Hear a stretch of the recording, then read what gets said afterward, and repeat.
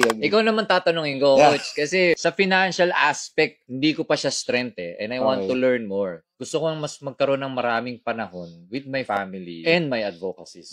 Ayoko magtrabaho na lang kahit na ayoko para lang kumita. Yes. I want my money to work for me. I think we all want financial freedom. Oo naman. Right? Paano mo yun naabot? At ano yung tinahak mo landas para umabot ka doon? This is something na talagang, I think, achievement ko sa life na hindi lahat nakakagawa Kasi kami, hindi naman talaga kami financially okay nung bata kami. Yung experience sa UST also, and dito sa Manila, challenged me to be better in terms of finances. Kasi nakakakita ako ng mga successful people financially na grabe iba mag-isip. What I did, bro, dalawa lang ang pinupuntahan ko after work. Either nasa gym ako nung company namin or doon ako pupunta sa bookstore, fully book. Okay. Yeah. That time, pwede pa magbasa.